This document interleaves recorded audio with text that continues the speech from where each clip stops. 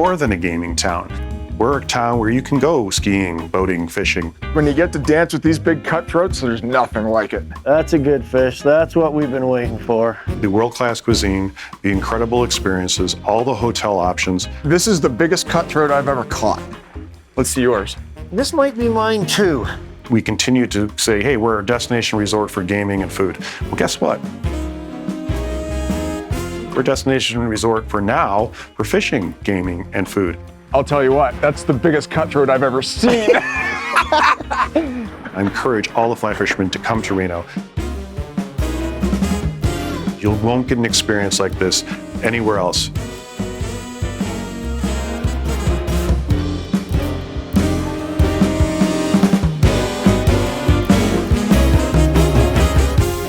Phil, another lake, another adventure. What's going on? Well, we're just outside of Reno, Nevada, on the world-famous Pyramid Lake. This is home to the world's largest cutthroat trout. We're talking trout in excess of 20 pounds. Yeah. My gosh. You can carry them like a child. So what's the techniques that we're going to be using?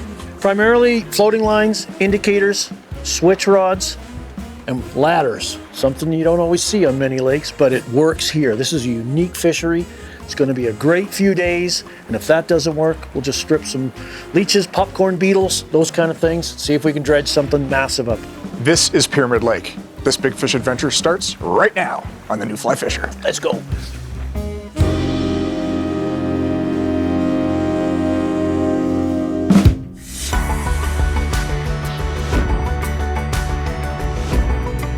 Ooh, that's a nice sized fish. Absolutely fantastic. Nice. Oh my goodness, that's the kind of fish they make stickers out of.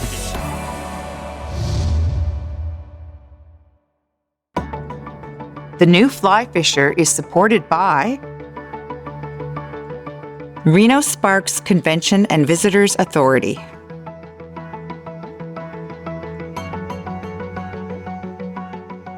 Scientific Anglers,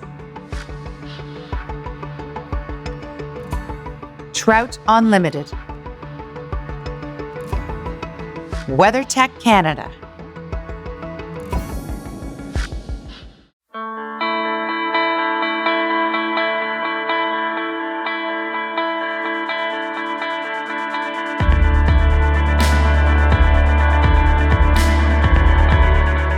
The day before our arrival, the Reno area was blanketed with an unusually heavy layer of snow.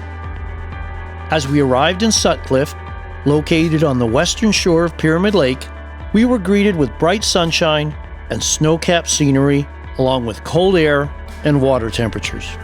I've got a stripping rod rigged up, so it's the kind of thing we just do it. As Mark and I prepared our gear, a sense of anticipation filled the air. A little hand line action. Yeah. We couldn't help but wonder how this recent bout of weather would affect the fish and our fishing experience. The only way to satisfy our curiosity was to cast our lines and see for ourselves. You will find the Pyramid Lodge located in the small town of Sutcliffe. This lodge is a must-visit. She's got one coming on the way. Its walls contain historical images, a well-stocked store, complete with flies and gear, and a restaurant. If you wish to use the lodge as a base camp, it also offers comfortable accommodation. It is a great place to grab a warm drink and some food on a cold day, or if the fish aren't cooperating and you need a place to warm up and strategize.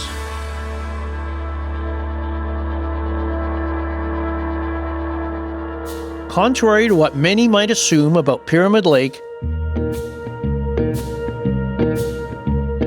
our first day began with something other than a sitting in a ladder chair.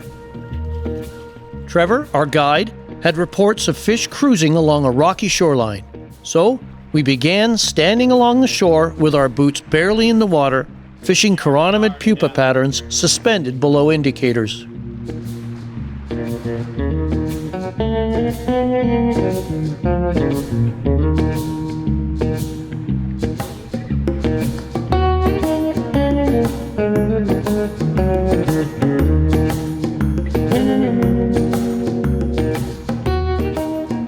It didn't take too long before Mark had set into our first fish of the trip. Home's here, actually. Home's here at the lake, just behind, well, actually where we met up this morning. Yep, we're on. We're on. There you go. Keep stripping or reeling. Keep that rod bent. Yep, keep reeling then. Yep, just keep reeling. Keep that rod real good bent.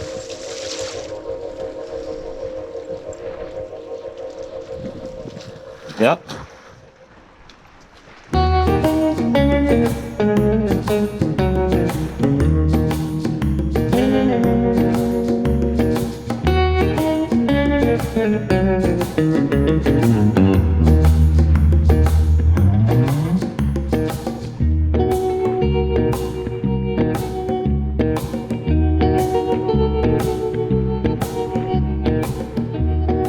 That's gonna be on the ball.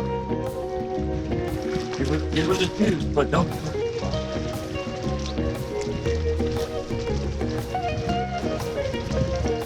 Yep.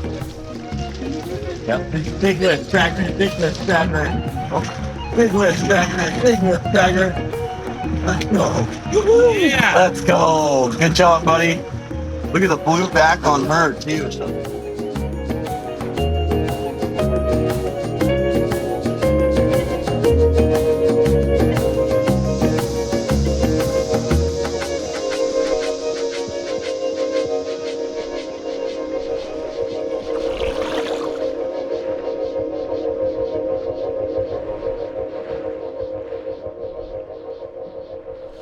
We're just starting out, fishing off the rocks. Pyramid isn't always about the ladders they're famous for.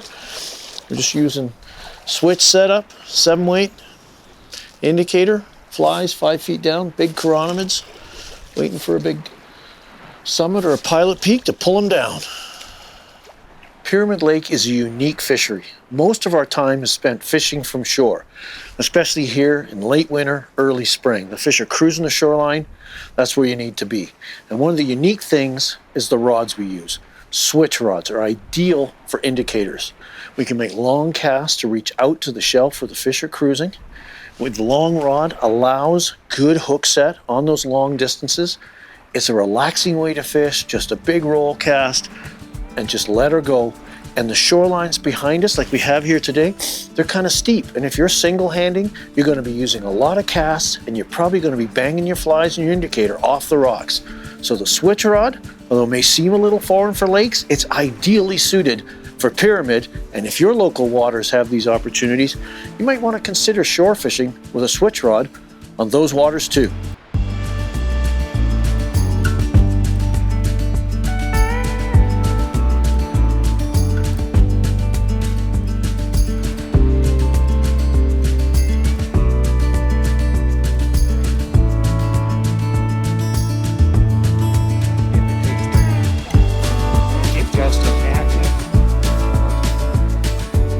Oh, there he is. There he is. Rod tip up. Yep. Hey, Grandma. Keep the fish in the water. Again, On the lift up, huh? Just keep that good bend in the rod. Yep, strip. Don't even worry about reeling. Yep, rod right. There you go. Rod left. And now rod right again. She's got some juice in her. She's got some juice. Yep, big lifts.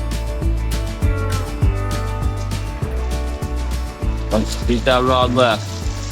Don't swing back around. Yep, and coming back quick.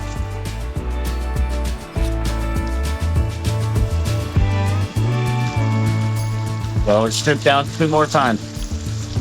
Yep, big lift. One. There you go. Let's go. Upgrade, huh? Sweet.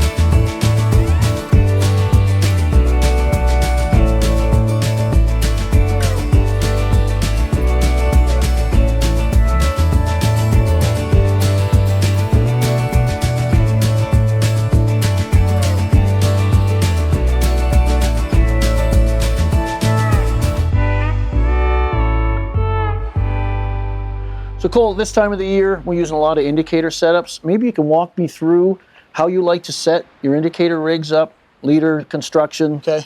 Indicator types, swivel placement, fly choices, those kinds of things. Sounds good. So we're using these indicator setups, which we use probably, 80% of the time out here. And how I like to rig up my setup, I'm gonna run from my fly line, I'm gonna run about 3 feet, 3 or 4 feet from my indicator to my swivel. And I like running 15-pound line, or you can go down to 12. And I like running a line through indicator.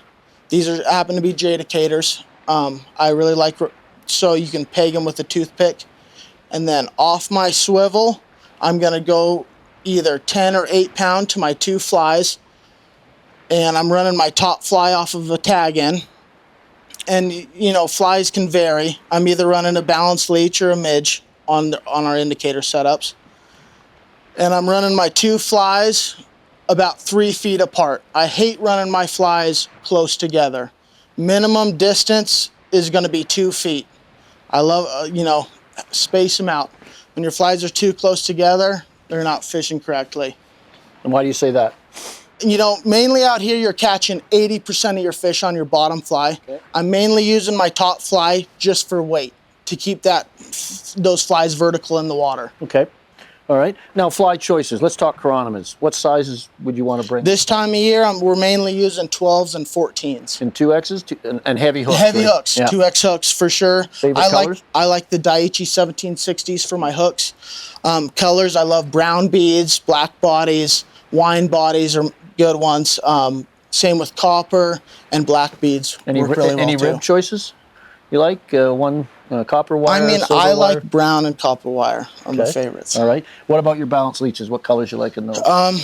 White, brown, blacks are my go-tos. Pretty simple, easy setup. And what's really critical about this setup is from the indicator south down to the flies, it's level. So it sinks straight down vertically in the water. Yep. You don't want to use a standard 9 or 12-foot tapered leader because they're built like a fly rod. Thick at one end, skinny at the other. They're going to sink at a different rate along their length. You're not going to get your flies to hang straight down because of that thick leader, butt material of the tapered leader. It's going to come off like this, and that's not what you want. No. That's great, Cole. Real simple. Yep.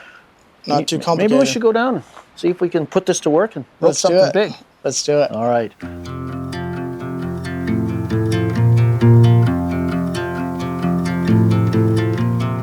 All right, Nico, tell me about Pyramid Lake. All right, so Pyramid Lake. Do we have a regulated flow in the lake? What's up?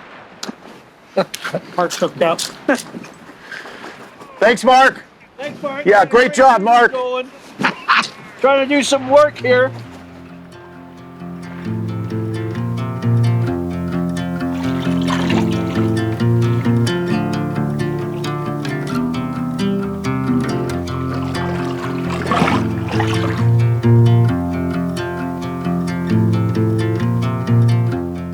So Pyramid Lake, what you're looking at behind me is the remnants was once the ancient Lahontan Sea. It's just a world away from everything. It's literal, I like to say it's literal time travel coming out here. Even though we're 40 miles and some change from Reno, from a metro city, you come out here and you're miles apart from civilization.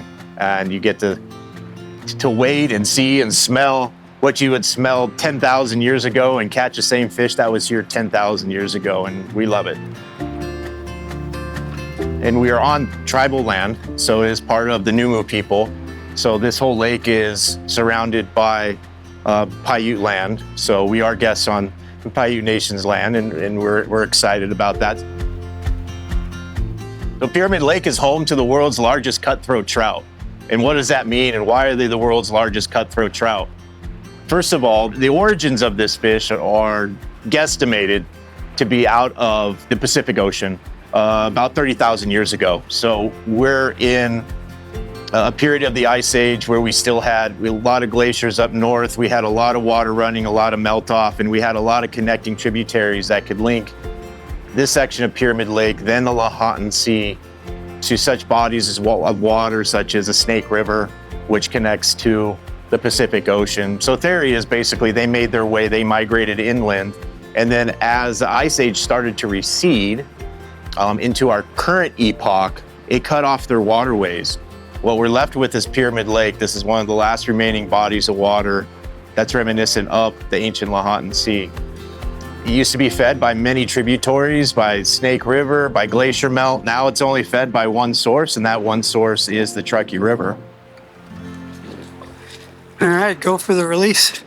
We've been catching fish that are 15 pounds or so, and they got 5 years on them, 6 years on them, 7 years on them. That's a tremendous growth rate for a trout. So that tells you they're eating a lot and that their propensity to grow so large. It's heaven for a fisherman, especially a fly fisherman, because you know whatever you throw out there, there's a big chance that it's hungry enough to eat it. Even if you're way off in your guesstimation of what they're eating, you still have that high hope, well, that's a hungry fish, one of them's gonna eat it. Our season runs from October 1 to June 30th, and that's a long season. That's longer than any typical trout season. So we really have 3 different attack methods when it comes to chasing these Lahontans over that 9-month period. So while you're at home, like your trout season closes down in October or whatever the regulation states or whatever the weather tells you to do, we're open. And we got the world's biggest cutthroat trout out here. Nothing better to chase and come out here and spend your winter. Don't Jones to go trout fishing, just come here. It's easy to get to. You fly into Reno, 40-minute drive north, and you're here, and you got tons and tons of shoreline to fish, and it's just an absolute blast. So if you need that trout fix, this is the place to go. No other place in the world. Best trout fishery, hands down, for stillwater trout. Just can't beat it.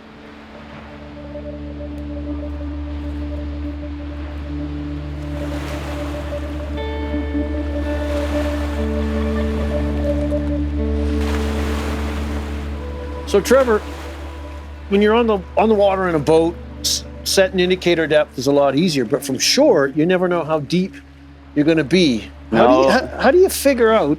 Yeah, shore deep? depth finding is way different. They're great. They link to your phone. I think they're called Deepers, or Garmin has a few of them. But you've got a But out here is, system. yeah, much simpler. I mean, way simpler. If you guys want to see this guy, we've all seen him. We've all maybe done a little boat fishing ourselves. This is a rubber core weight. Really simple, but light enough to cast, which is the main thing, okay? So bottom bug, say we got, let's see here, I'm 6 foot tall. That looks like a 6 foot leader section from bottom bug to my indicator. I'm gonna go ahead and just kind of pierce that rubber, okay? So now we got a little weight on there, all right? So this weight's heavy enough to where it'll sink our indicator. So if we're 2 feet under, when this weight is on the bottom and our bobber is 2 feet under the water, if we take that weight off now, then we know we're 2 foot off the bottom. We're riding perfect. We're not gonna snag in that scenario. Yes, you can do the casting thing. This is a $2 pack of weights that you get from Bass Pro Shops. Yeah. Anywhere you could find these rubber grommets, that's what you need. We're using a very light setup here, okay? So this bug weighs 0. The weight, on the other hand, weighs a lot. So that being said, we're overloading our rod here now, okay? So you want to be very careful. You want to go very nimbly about this. No power casting or anything like that. I'm going to throw that puppy in there. Big exaggerated cast. Okay, 1 cast.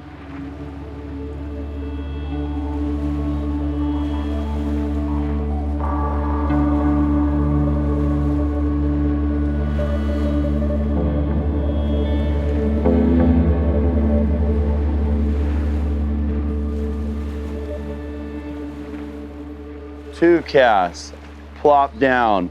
Everything's moving. So kind of a touch and Throw go. it. It's a very touch and go kind of cast scenario. So now it's sinking.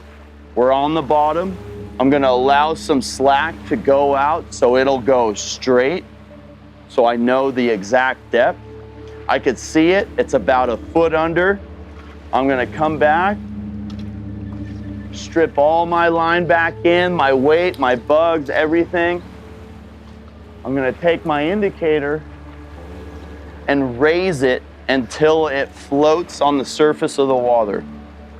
When it floats on the surface of the water, I know I'm exactly how deep the water column is.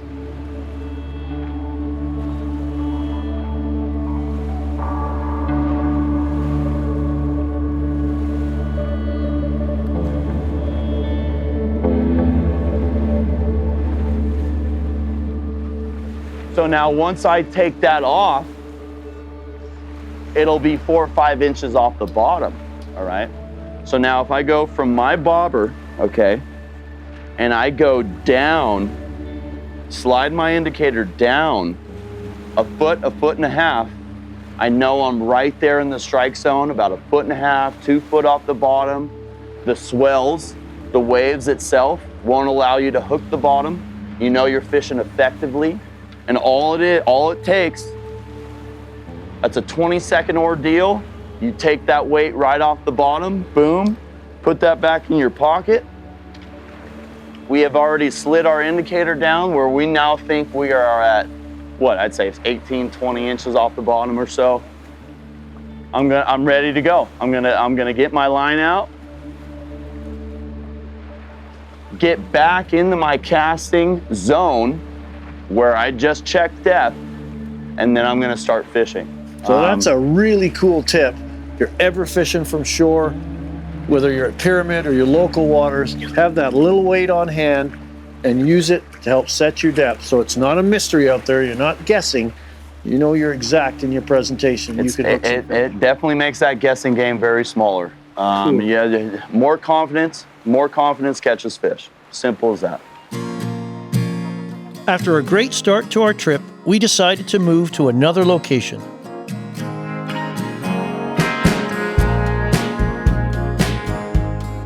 But only after Mark and I had benefited from a hearty calzone lunch.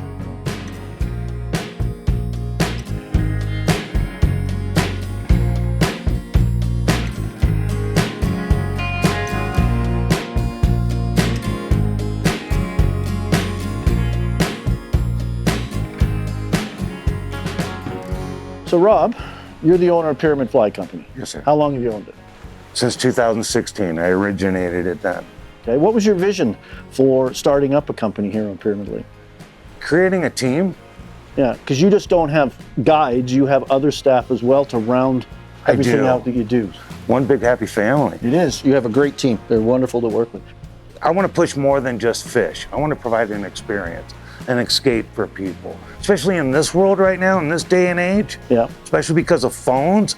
Everybody's always racing, their mind, and you can't disconnect. Well, that's what the outdoors are for.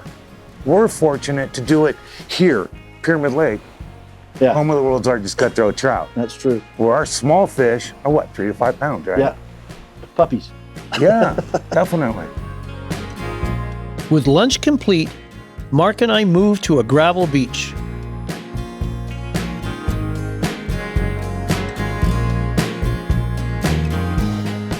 It was time to experience Pyramid from the comfort of a ladder chair.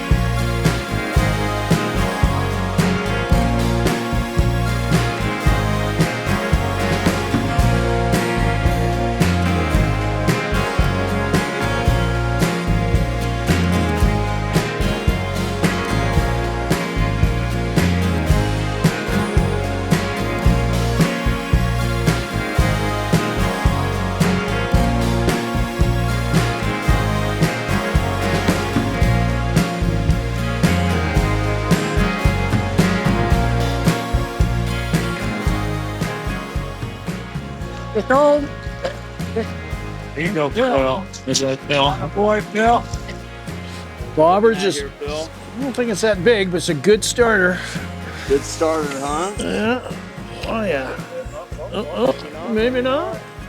Not ready for prime time? Big lift, big lift, big lift. There we go. Oh, there we go. Out of way, brother. Atta bro. Looked like it took that top bug. I think you might even be fishing under him.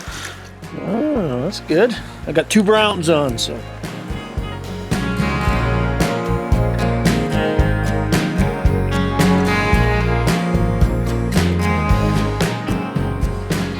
Hazel area, like Sunrise, right in the city. So I hooked into a 14.5 pound. There he is. Yep.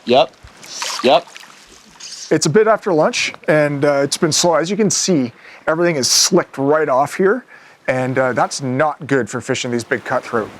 They feel protection in the chop, and obviously when it's not super sunny out. So, we've been fishing, you gotta stick at it, and the indicator just dropped a little bit and set the hook, and we've got a good fish on, I think. It looked pretty red. Now, what's interesting here is that these fish travel in packs.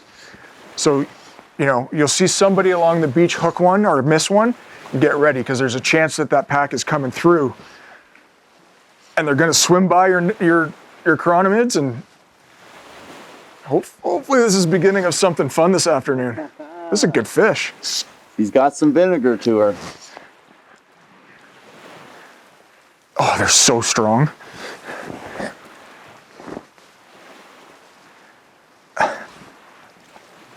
Oh. Good workout. Now you notice that I haven't put my line on the reel. I've learned from experience not to worry about your line. Fight 'em mano a fisho. Because when you start messing around and not paying attention to the bend in your rod, that's when you're going to lose these things. Because these are barbless hooks. Oh, sweet. Let's go. Is that a Lahontan? This is a Lahontan cutthroat trout, but this is a Summit strain Lahontan cutthroat trout. You'll notice the darkerness to the body itself. It does have its adipose fin, the white tips in the fins itself, but you can see how rosy that fish looks. This is how these fish will look all year long practically. They will define their red rosy cheeks and their big lateral line. Real red. That's cool, that's fun. Super cool fish, great fish.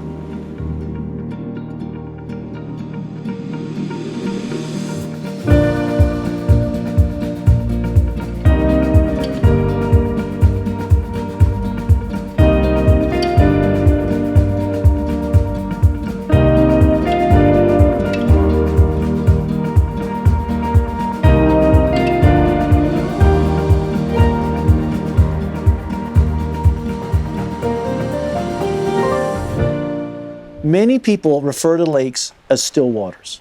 And while the water in the lake certainly doesn't move like a river does, there's certainly movement, there's drift. And it's often caused primarily by wind. So Pyramid is a big body of water. When it gets rolling and that wind gets moving, this water gets moving, creating drift. And trout in lakes love to swim up current into that wind-induced current, get some oxygenation from that. That impacts how we present our line. We can use that current to swing our flies downwind into the fish, but we have to be careful how we do it. We're going to use techniques river and stream anglers use as well, when they're swinging wet flies, for example. We're going to use the benefit of these long rods to make reach casts and mends. The one thing we don't want to have happen is a big C start to form in our line, because we're trying to strike around a curve if our indicator goes down, or we feel a take if we're fishing without indicators. And also, it tends to speed the tip of the line up because it's trying to catch up with that midsection. That increase in speed moves your bugs a little unnaturally, and can also, in really windy conditions, instead of them hanging vertically now, they're going to start to pull up like this and get out of the strike zone. So using the wind to your advantage, using the benefits of a long rod to make reach casts and mends, and just let that line swing downstream. And the general rule is, the slower the wind drift, the more perpendicular to your body position, you make the cast. If the wind is strong, just like you would on a river with increased current, you're going to have to make your cast and presentation more downwind or downstream. You always want to keep your rod tip pointed at that indicator, so when it goes down, you're in control, you can set that hook and land that fish.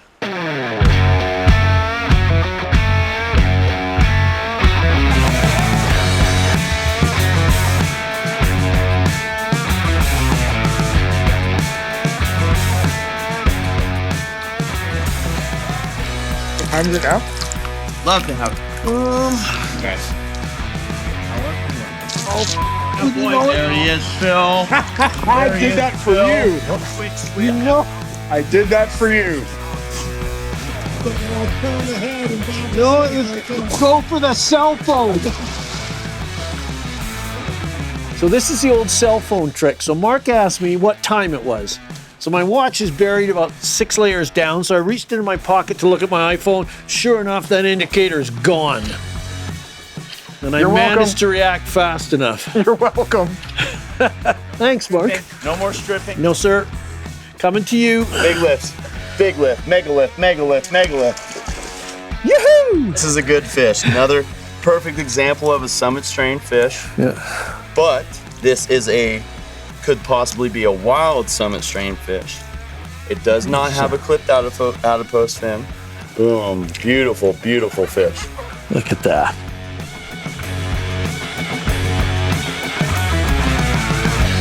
For Sandy, where you're at right there for you? Yeah. Yeah, so don't you get paid to do this, bud? You know how to handle your gear by now? Oh, look what's on. There he is. Yeah. Oh, yeah.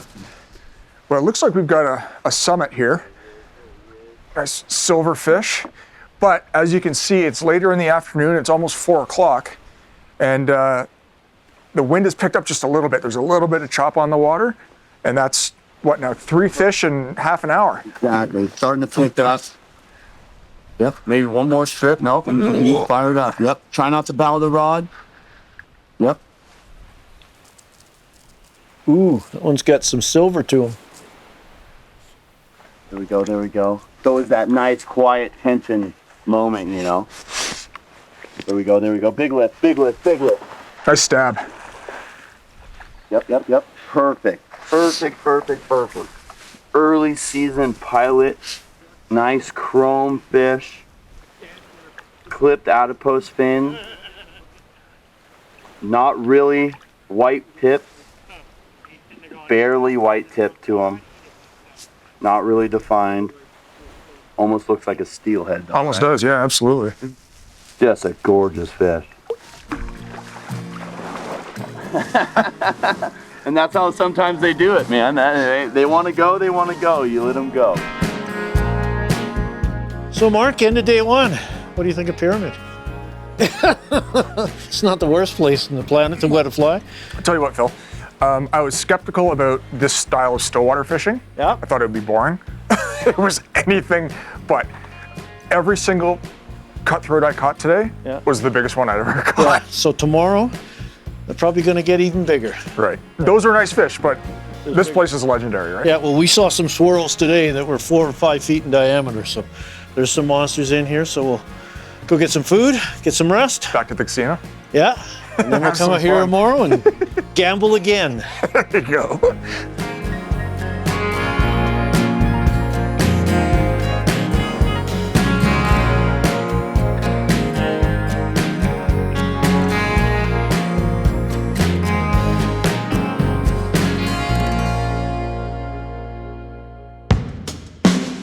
In addition to the world-class fly fishing Pyramid Lake and the Truckee River offers, there are many attractions for the visiting angler, or perhaps those who don't fish, to see and do in the greater Reno-Tahoe area.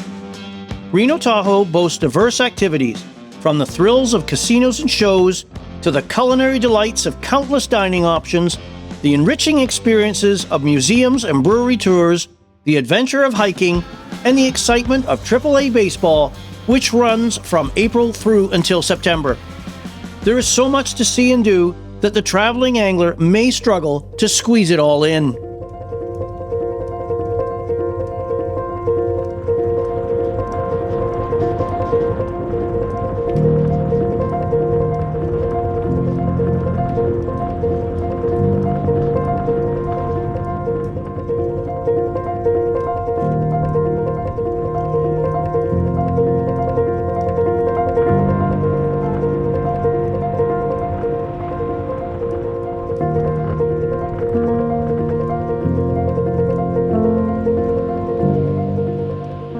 Well, Phil, what a difference a day makes. Do you like this wind?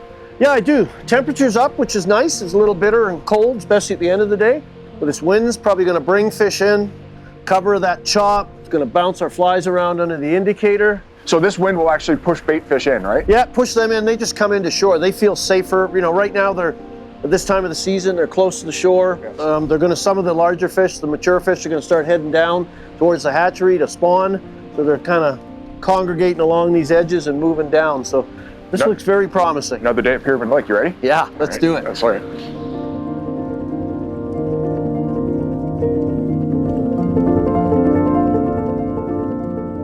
Today we were fishing from one of the shallow gradient beaches for which Pyramid Lake is famous for.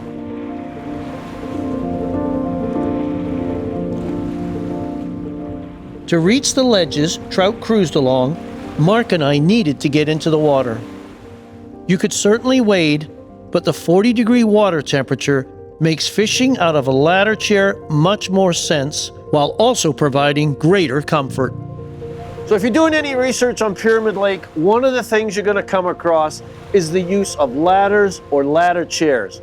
What's that all about? Seems strange, it seems foreign, as we don't use these a lot on my local lakes for sure, because the bottom just won't handle it. But the bottom here is firm, the chairs are stable. But what they really provide is your ability to get out to the edge of the shelves without having to wade up to your waist or your chest in really cold water. Believe me, they may look foreign, but they work extremely well.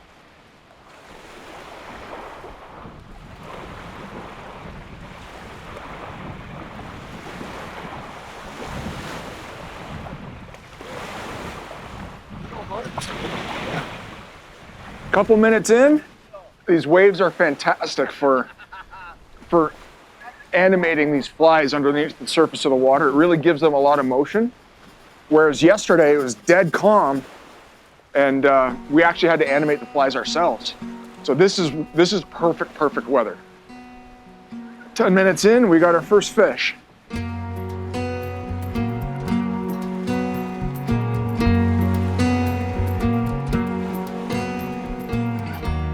These things fight so hard. And the great thing about fishing these fish is every time your bobber goes down, you never know what it's going to be. It could be a stud cutthroat. Imagine a 20-pounder. Oh. Nice. Oh my gosh, what a fish. Big lift. Yeah. Big lift. In the net. Go. There we go. Good job, man. Good way to start the day.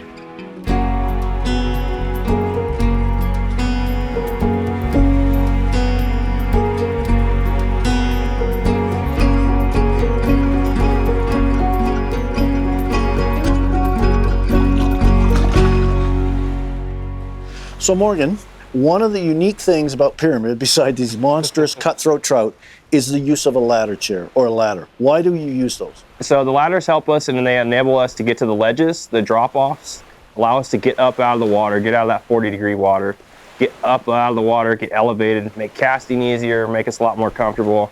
We got chairs with seats. We're bored, the fish aren't biting, we can sit down, take a nap, and then the fish wake us up with the bobber down. Yeah. So it's biggest key for those is getting up out of the cold water, getting to that ledge, being able to cast without freezing all day. Okay. Now, you have sandy beaches here, you have tufa beaches, and you have cobble like we do here. Yes. Are there any tricks or tips you can give for setting up the ladder or the ladder chairs on those different surfaces? Well, as we all know, sandy beach is pretty easy. We could walk out, stab the chair in the sand quite easy. A cobble beach, we got to do a little bit more work. Cobble, we got to move around, we got to kick it around a little bit, enable those feet of those ladders to actually sit in and get stable. If we're not stable, we're not comfortable, we're not able to fish. We help a lot of people out. We have people fishing from all ages, 5 years old to 80.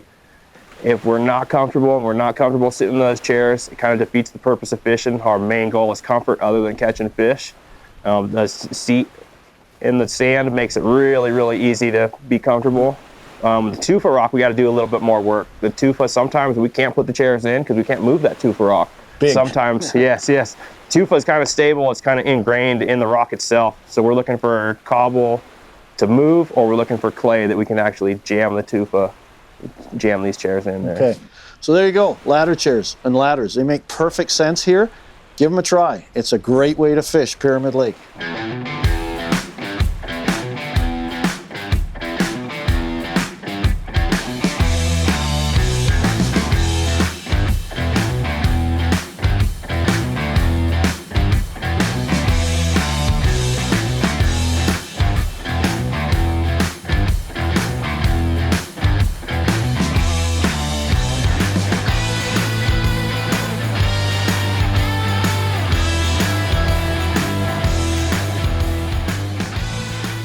It just feels so good when that bobber goes down. Now, what's interesting is with the wind in here today, it's not unlike fishing a steelhead stream, right? You're watching that indicator for any unnatural, oh, he came off. Watching that indicator for any unnatural movement, right? If there's anything that looks weird, lift and set the hook. And we're just swinging. We're swinging with the current and letting it come through, and it's so far, it's been fantastic. Now, I just lost that fish. So a good practice is, you gotta ask why. Did it just come unbuttoned, or is there a problem with the bugs? So when you do lose a fish, check to see if your hooks are still straight. Oh, yeah, they're sharp. And make sure that everything's in order. There's no grass on your bugs. And yep, everything looks good. Here's the fly that I'm using. It's a chironomid pattern, black on black with a holographic throat. Barbless hook, tiny little chironomid. It's hard to believe that such big fish, even though we've caught so many, hard to believe that such big fish would eat such a small bug.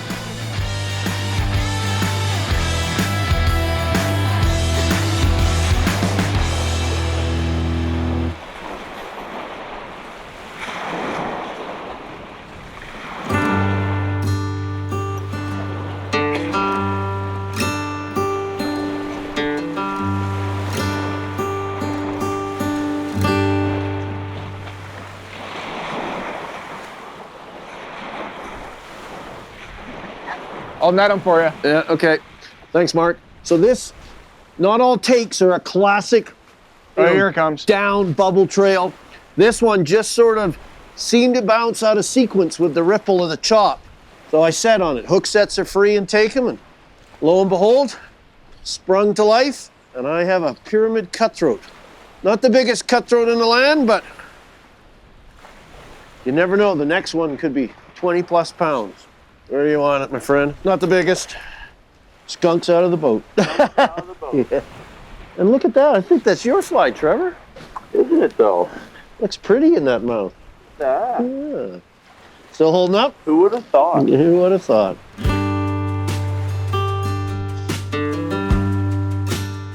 So Trevor's taking his glove off. Fish handling is crucial here, no matter the size. Doesn't remove that protective slime. Off he goes. Thank you, my friend.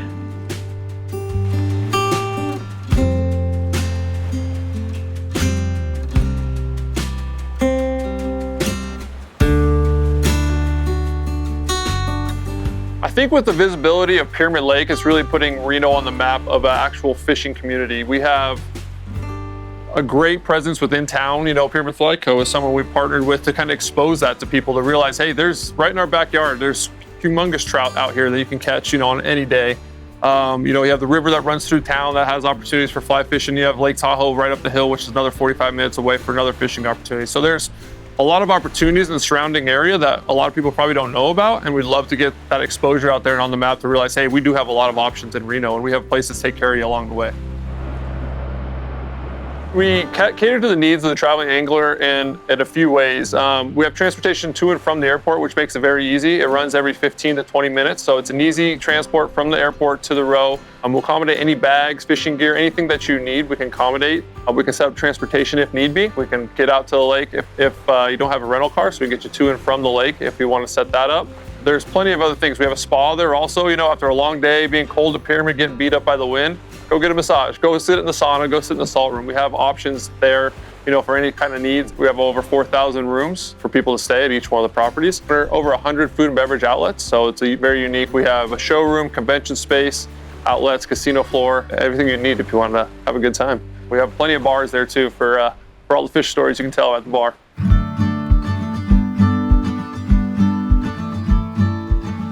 Whether I'm fishing single hand or switch rods, like I am today on Pyramid, the roll cast is your best casting option whenever you're using indicators.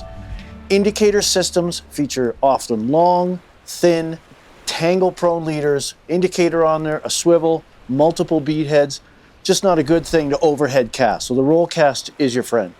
There's a few things to think about when you're doing the roll cast. Remember, the roll cast is basically just a forward cast. So the line must stay on the water. So you're going to drag that rod back, even with a low, almost parallel to the water, to keep that line on the water. It's the friction of the line on the water that helps load or bend the rod so it'll cast properly for you. You can only cast in the direction the tip of the fly line is pointing. So if your fly line tip is not pointing where you want it to go, you need to reposition that line, that anchor, by manipulating it with the rod tip. Once you're ready to go, you're going to bring the rod up, almost beside your ear, so the reel is like you're answering the phone. You're going to let that D-loop form. Remember, with a short D-loop, you're going to need a little bit more push. With a larger D-loop, less push. And you're going to let that push it forward and let it turn over. The fly line travels in one plane. The rod tip, the travel of your rod and the rod tip must travel parallel. Think of it like train tracks. If you incorporate those techniques and tips into your roll cast, you're going to make a perfect cast every time.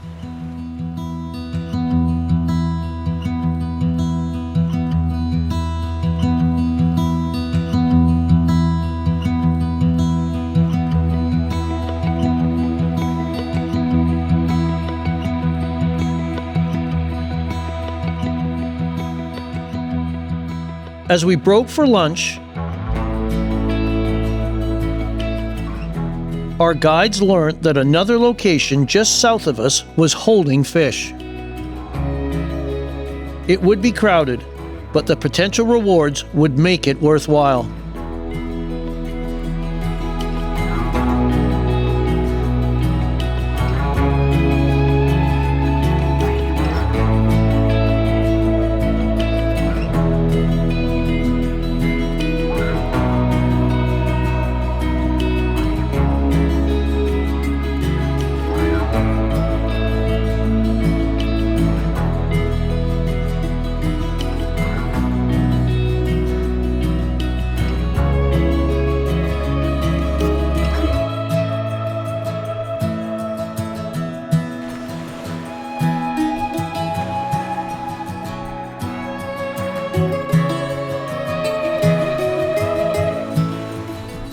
Good fish.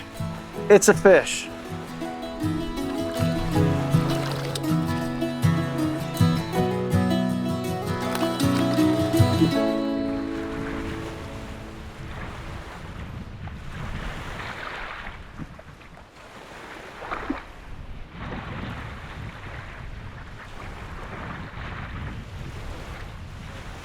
Moved to a new spot, and we seem to have some residents, some people home. Double. Oh, Mark's on. We got a double.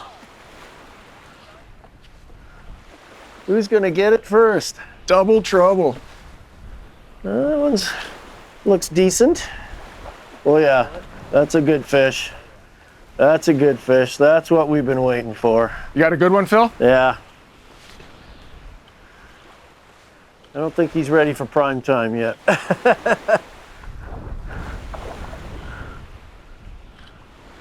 We're gonna lift that head up for you.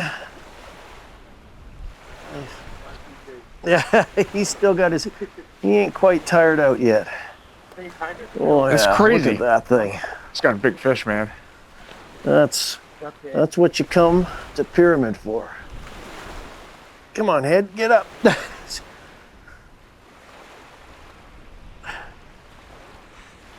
Yep. Upper arm's starting to burn. You mean you didn't start working out before you came to Pyramid? No. Maybe we should have, when we got up this morning, hit the gym. At the Silver Legacy, should have gone to the gym. This is a good fish too, I think. Yeah. Try it. Whoa. Oh.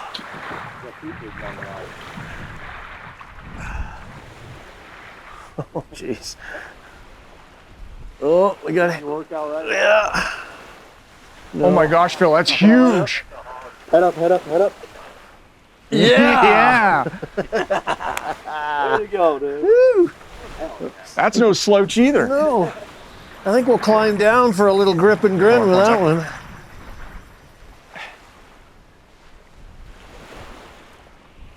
Nice. Oh my gosh, that's the biggest cutthroat I've ever seen.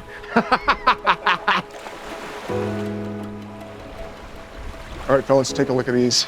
Not a bad location change. No huh? way. Double Listen, header. I'll tell you what. This is the biggest cutthroat I've ever caught. Let's see yours. This might be mine too. I'll tell you what, that's the biggest cutthroat I've ever seen. What a thrill. Pyramid Lake, unbelievable. Home of the world's largest cutthroat, without a doubt. And there's bigger ones in here than this. That's crazy. Doubleheader, how fun is that? That's fun. All right, let's let him go. All right, and do it again.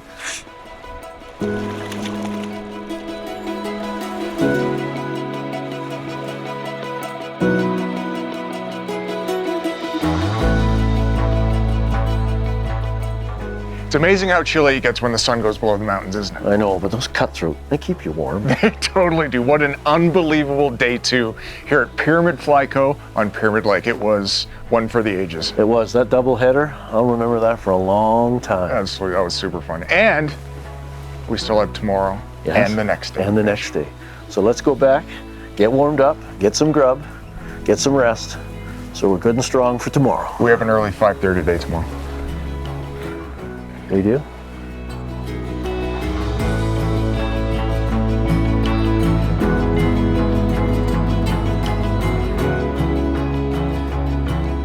Mark wasn't kidding when our guide said it would be an early start. We were up and on our way well before dawn. We were facing potentially tough conditions, a bright day with light winds. Our best chance to hook a fish might be at first light, or if the wind came up later in the day, to create a chop that diffused light, providing cruising trout with a sense of protection to venture shallow and feed. The spot we would explore is one of the most popular locations on Pyramid Lake, so an early arrival would allow us to pick our spot better. So Mark, part of the pyramid experience, besides the different locations and the variable weather, are early morning wake-ups, and we took care of that this morning. We sure did. The alarms went off just before 4 o'clock to get here, to get set up, because the morning bite is fantastic. Yeah, so let's set up, see if we can make that a reality. All right, so we've got a different situation today. The wind has died right down, so we've come to a spot that has a lot deeper water. So instead of fishing 6 feet under the indicator, I'm up to 11. Yeah. What about you? And I'm about 10. So we're gonna try and work that deeper water, because in these calm conditions, fish are a little less reluctant to expose themselves in the shallows, so we gotta go out a little deeper to find them. All right, man, catch them up. Let's go.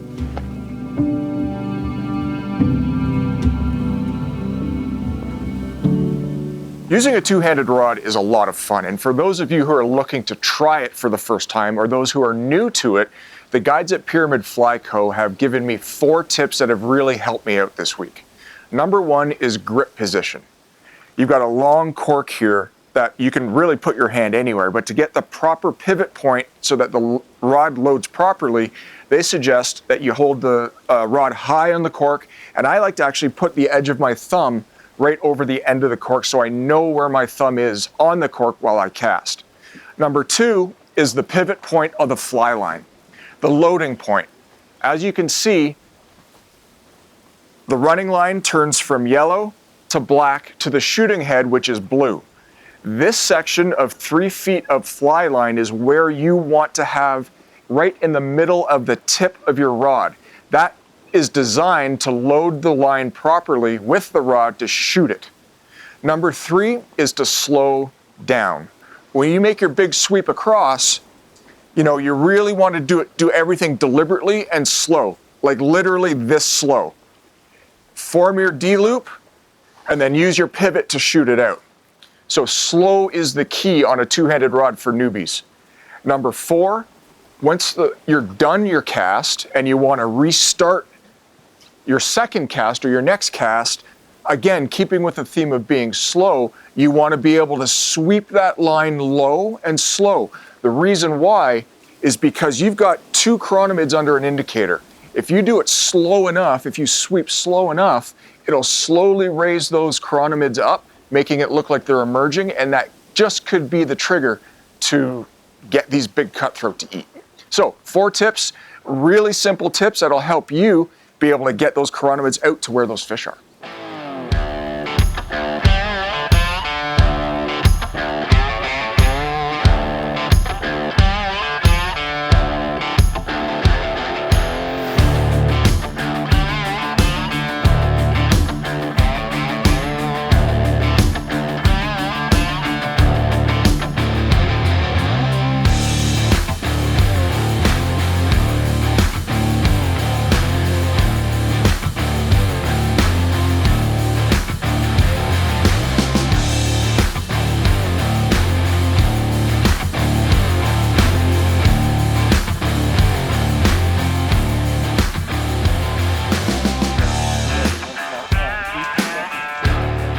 That's the ticket on 5-pound gauge.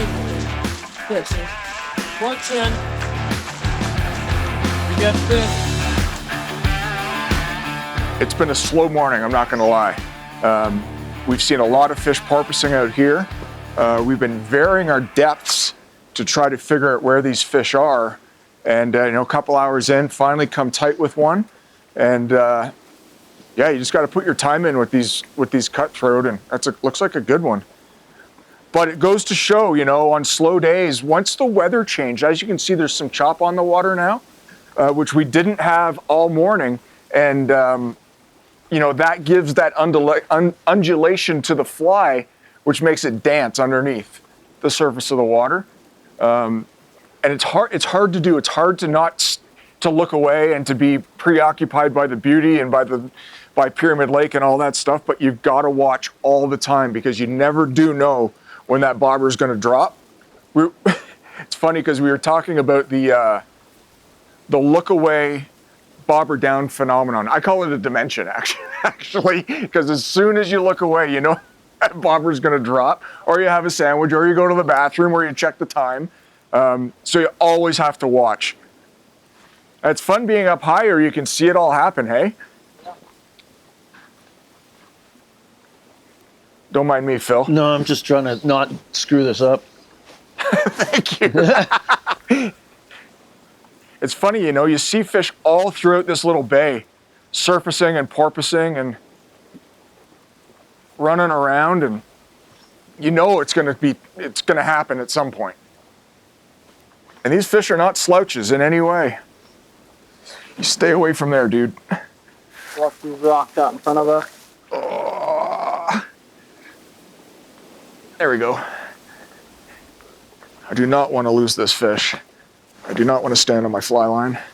These rocks are brutal. Now, when you're fighting big fish off the reel, it's important to have your fly line underneath your index finger and between your middle finger, because that is effectively your drag at that point. And you can just loosen the pressure off your fingers if that fish wants to run, or conversely, you can feed line through your fingers just like that. You don't necessarily need to put the fish on the reel. I lose a lot of fish by wasting my time getting the line on the reel, because you'd lose that bend in the rod. With barbless hooks, any head shake, when the line's not completely taut, that fish is going to spit the hook. He goes right, you lean left. He goes left, you lean right. Tire him out. And he's starting to come up now. Oh, what a fish, man. Over 10 pounds. I like it. I'm lifting, man. Yeah! Woo! Way to go, Mark. Let's get some pictures with this guy.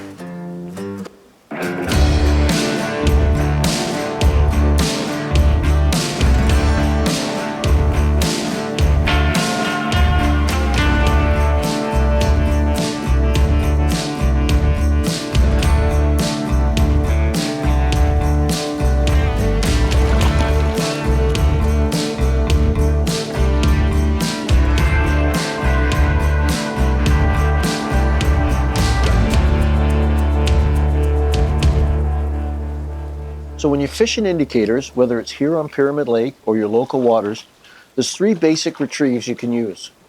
The first one is really no retrieve. It's just heave it and leave it. Chuck it out there, let it sit, and just let Mother Nature, the wave action that animates the indicator, that transmits down to your flies, and just makes them move seductively. This is really great technique to use when the fishing is kind of slow.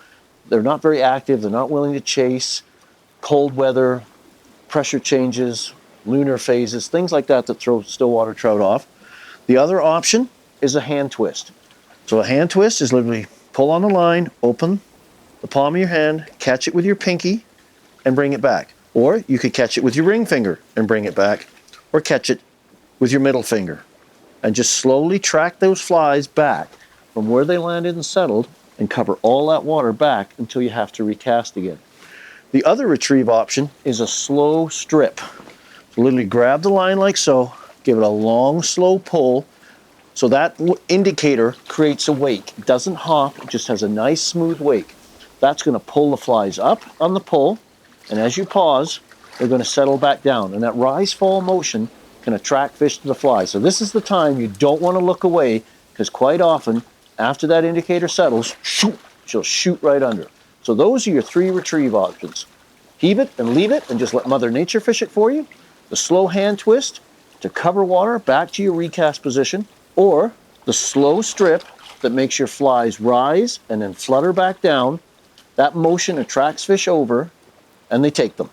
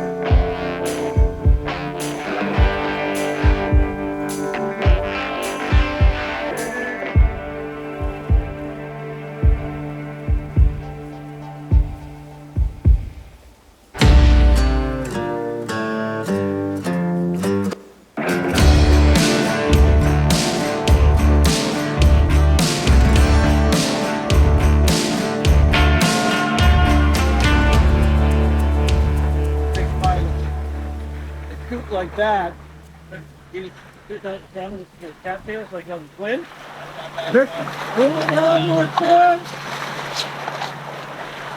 One more.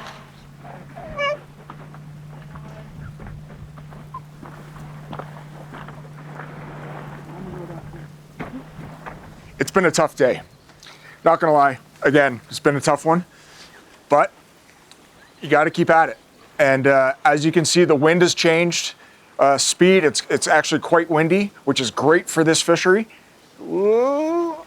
I got Larry here to help me, and as soon as I set that hook, that dog was right here. So we're gonna see what we've got here. He's not playing big, not digging down, but with these fish, you never can tell. Oh, there we go. I spoke too soon, didn't I? Larry, you're good. Let them take line when they want to take. Larry, the line. Let them take line when they want to take line, and then when they come back at you, strip, strip, strip.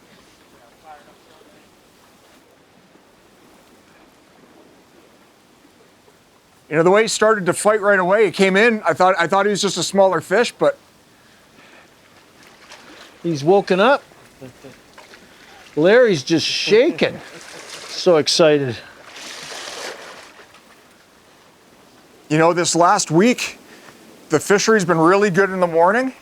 There's a little bit of a lull around lunchtime into the afternoon, and then around 3 o'clock, it picks up again, and it's just after, it's about 3:30 actually in the afternoon, and playing true to the pattern. He's digging down for them.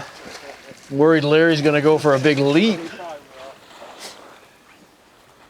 I can't tell you enough how important it is to stay tight with these fish with these barbless hooks, especially on days where you only get a couple of shots.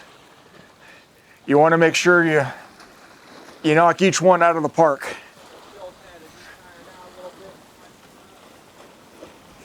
Yes. Got him. All right, let's take a look at this guy. How do you like that? So good. Larry likes it. Okay, Larry, we'll let her go.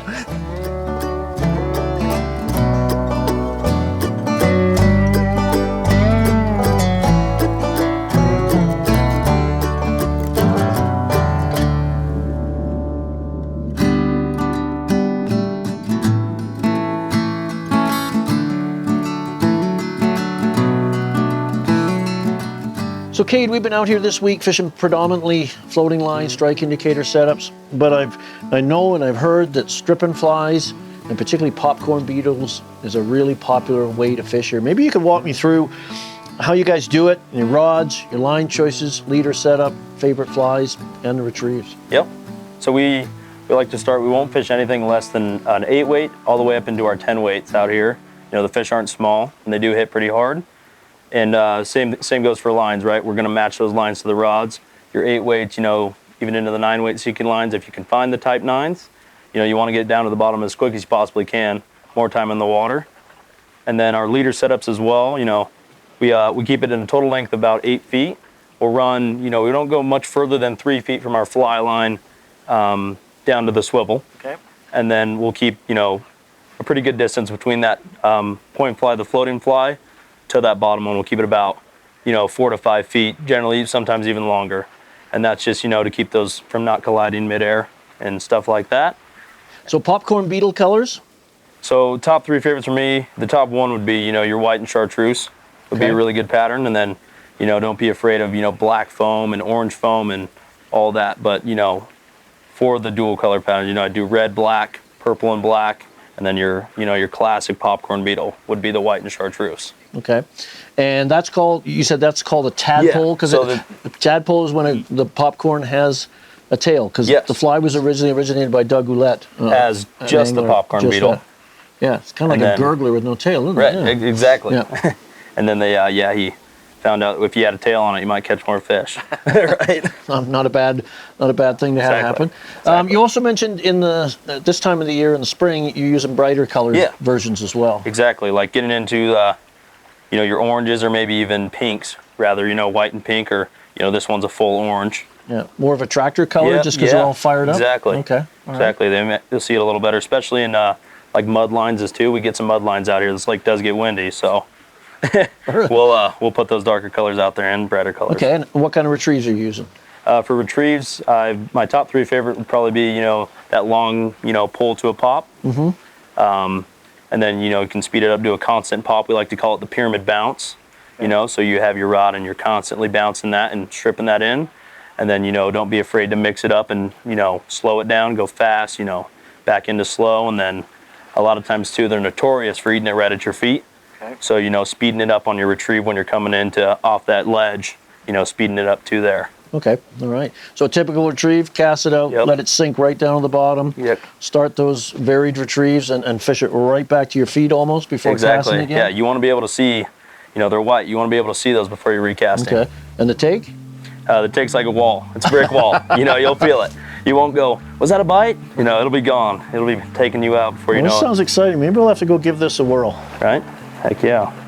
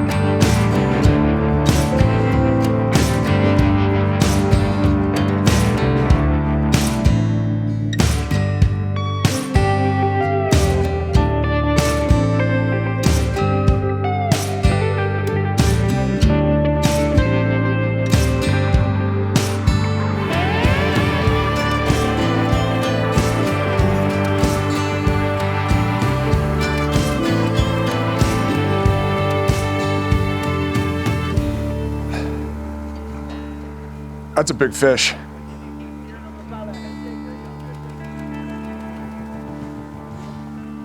Oh yeah, it's a big one. This is a big one. So I've been playing around with depth here, anywhere from 9 to 12 feet. And I seem to have hit the sweet spot at 11. Because the last couple of drifts through, I lost one fish, and it's just been fish after fish, and this is the biggest fish of the day, maybe the big fish of the trip for me. And she is the boss.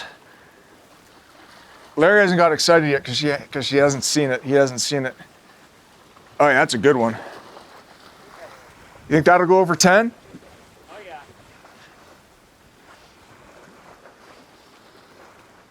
Oh my gosh. It's huge.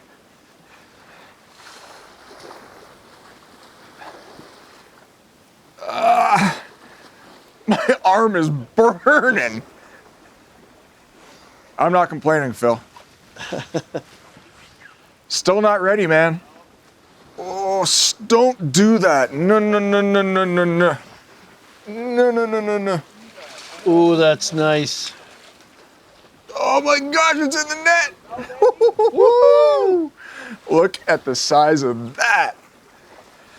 You better get down there and give that a hug. I think so, yeah. Oh my heavens. Is that your biggest cutthroat? All right, wait till you get a look at that. What a thrill. What an absolute thrill.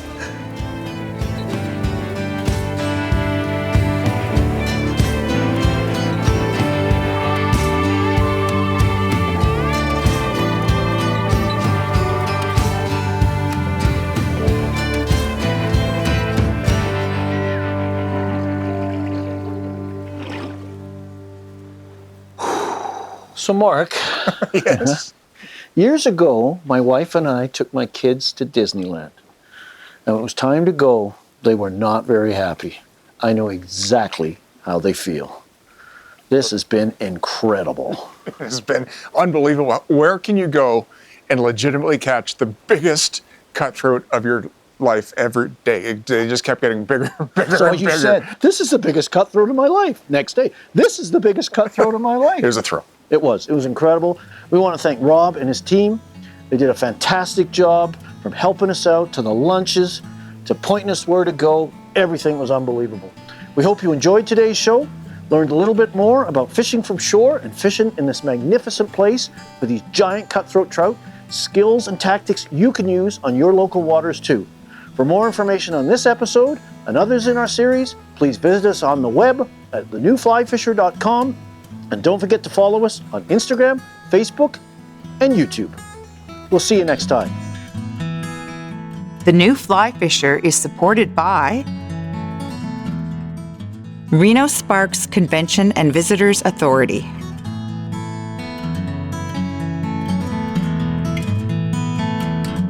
Scientific Anglers,